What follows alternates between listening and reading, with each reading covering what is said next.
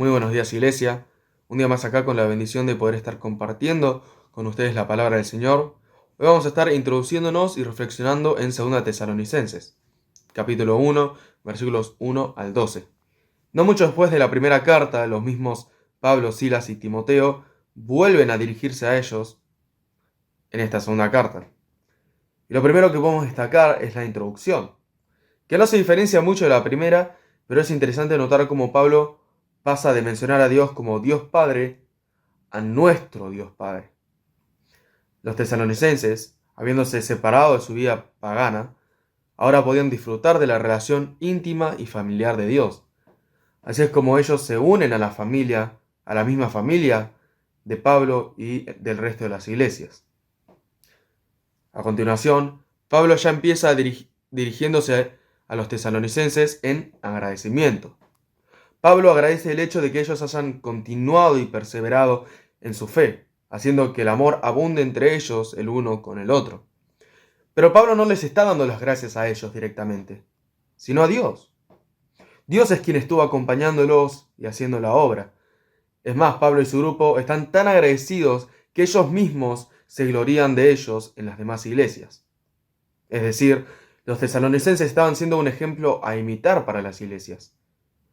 Pero no solo por su perseverancia y fe, sino especialmente por su perseverancia y fe en todas las persecuciones y aflicciones que estaban soportando.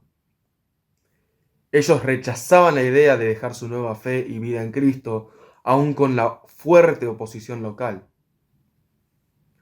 Mostraron gran tenacidad y perseveraron de forma fiel por la esperanza que traía el futuro. Pero en definitiva su resistir venía de Dios, el objeto de su fe y esperanza. Él es quien tiene el control total de la situación. Y es a través de este agradecimiento que Pablo quiere animar a los tesalonicenses a que mantengan estos rasgos de perseverancia. Ahora sí, Pablo va a empezar a mostrarnos los motivos por los cuales les escribe una segunda carta. Esta segunda carta viene a aclarar un tema en particular que también trató en la primera. Pablo quiere calmar la ansiedad de los tesalonicenses en cuanto al día del regreso de Jesús y el juicio de Dios que viene simultáneamente. Pero primero quiere brindarles seguridad en cuanto al sufrimiento que están pasando por su fe.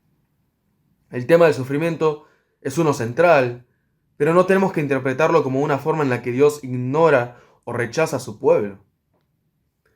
Pablo dice que el sufrimiento que están soportando es la evidencia del justo juicio de Dios. Esto podría sonar casi contradictorio, o directamente contradictorio, pero miremos con un poco más de profundidad. Primeramente vemos que la justicia de Dios es retributiva, por lo cual en el final Él va a juzgar según a lo que cada uno le corresponda, pero por el otro lado el sufrimiento de los tesalonicenses tiene el fin de que sean dignos de la bendición futura que es pertenecer al reino de Dios. O sea, Pablo quiere brindarles consuelo al hacerles saber que por medio de la aflicción que están pasando son considerados dignos. Es interesante notar cómo el carácter justo de Dios y de su juicio son una parte integral de la fe, de nuestra fe, especialmente en los casos del sufrimiento por la misma. No deberían de traernos ansiedad o miedo, sino esperanza en este Dios fiel y justo. Pablo continúa diciendo que justamente aquellos que se oponen a la iglesia van a terminar sufriendo la misma oposición, y el pueblo de Dios va a recibir su descanso y recompensa. Así es como el juicio retributivo de Dios anima a los tesalonicenses aún frente a las adversidades, y al mismo tiempo los hace reevaluar su situación actual. Todo esto se va a dar en el regreso de Jesús, cuando Él mismo se revele con sus poderosos ángeles, con toda la autoridad para dar juicio y traer el temeroso castigo a todos aquellos que se hayan opuesto o no hayan conocido a Dios y obedecido el Evangelio de Jesucristo. Estos van a ser condenados a la perdición eterna, excluidos de la presencia de Dios y de la gloria de su poder. Todo esto cuando Él vuelva y sea glorificado y admirado por sus santos, por los creyentes, los tesalonicenses también incluidos al haber creído en el Evangelio. Acá vemos el contraste entre los creyentes que se maravillan ante él y los que lo rechazan. Pablo termina esta introducción con una oración. Pablo y su grupo estuvieron orando constantemente por ellos, con el fin de que Dios los haga dignos de su llamamiento, siendo Él quien cumpla todo buen propósito y toda obra de fe en poder. De esta manera Pablo reconoce que Dios es la fuente definitiva del bien que hacen, y que el cumplimiento de lo que deben hacer como quienes son llamados por Él depende totalmente de la intervención de Dios en sus vidas. Pero tener en cuenta esto no tiene que llevar a un descuido a la hora de ejercer las responsabilidades que tienen como cristianos. Al contrario, tienen que vivir de forma que honre su llamado.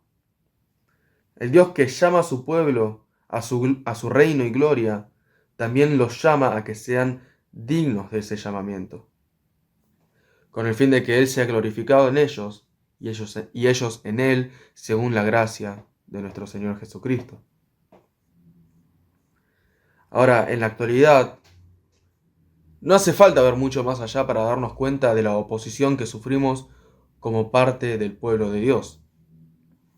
Y aunque nuestro Señor Jesucristo anunció que ciertamente íbamos a sufrir por su causa, muchas veces, muy seguido, eso no termina de quitar el hecho de que sea una carga muy pesada y muy dolorosa de llevar. Tanto así que podemos llegar al punto de quejarnos con Dios, demandarle o incluso abandonar la fe. Pero el Dios que tenemos es uno que no abandona a su pueblo, sino que se mantiene fiel a sí mismo y viene a rescatarnos como ya lo hizo una vez y para siempre en aquella cruz. El Dios que tenemos es uno que se muestra soberano por sobre todo y aún más nos asegura que se va a dar justicia. Y cuando creemos y confiamos en esto, tenemos paz y consuelo en el hecho de que nuestro Señor está por regresar. A los que rechazaron, desobedecieron y se opusieron a su nombre les espera el castigo eterno, pero para aquellos que hayan perseverado, viviendo de forma digna, honrando su llamado como pueblo santo de Dios, les espera el consuelo final, disfrutando de la gloria del reino. Y junto con Pablo, esa es mi oración. Que cada uno de nosotros, hasta la llegada de nuestro Señor Jesucristo, podamos vivir de forma digna de tal llamamiento, pidiéndole que con su poder cumpla todo buen propósito y toda obra de fe en nosotros. Que Él nos ayude a perseverar en la fe. Busquemos al Señor. Dependamos de Él. Que continúen bien la semana. Que Dios los bendiga.